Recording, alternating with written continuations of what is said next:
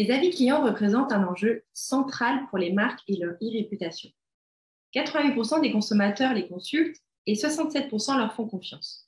Mais seulement 20% des marques y répondent régulièrement. On sait pourtant que sur 68% de consommateurs ayant reçu une réponse à un avis client négatif, 33% en ont publié un positif et 18% sont devenus fidèles. Répondre semble donc avantageux pour la marque. La littérature en marketing regorge d'études sur les avis clients sur Internet et leurs effets sur le comportement des consommateurs. Cependant, la nécessité ou non que la marque réponde aux avis clients sur Internet, positifs ou négatifs, récents ou anciens, et l'impact de différentes caractéristiques de la réponse, sa temporalité ou sa personnalisation, sur la confiance, la fidélité et les risques perçus, ne font l'objet d'aucune recherche.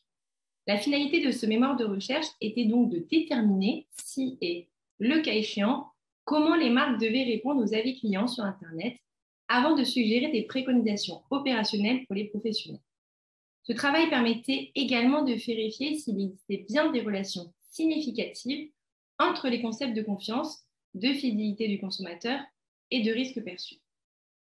Pour ce faire, une expérimentation a été menée. Un questionnaire auto-administré via Google Forms a été rempli sur Internet par 243 répondants. Chaque questionnaire présentait un cas d'avis. 5 cas ont été élaborés à partir du même avis client négatif en manipulant l'existence ou l'absence d'une réponse de la marque, la temporalité de la réponse, courte versus longue, et la personnalisation de la réponse, non personnalisée versus personnalisée. Grâce à cette étude expérimentale, nous pouvons affirmer que répondre à un avis client négatif sur Internet augmente la confiance et la fidélité du consommateur et réduit considérablement le risque perçu par le consommateur envers la marque.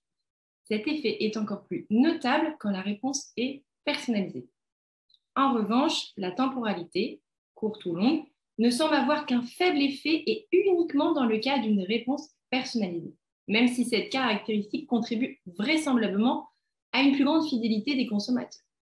La personnalisation est donc la caractéristique clé à retenir pour répondre à un avis client négatif. Bien que les apports de cette étude soient nombreux, la recherche présente une limite majeure. En effet, l'étude expérimentale est basée sur un avis client négatif portant sur un organisme de crédit. Or, la plupart des Français sont méfiants envers les crédits à la consommation. Réaliser cette étude dans d'autres environnements, comme celui de la grande distribution, pourrait s'avérer une piste de recherche intéressante. D'une manière générale, poursuivre cette recherche sur les effets de la réponse de la marque aux avis clients négatifs sur Internet et sur l'impact de la temporalité et de la personnalisation de cette réponse sur le comportement des consommateurs permettrait aux marques de continuer à perfectionner leurs relations clients et à maintenir leur e-réputation.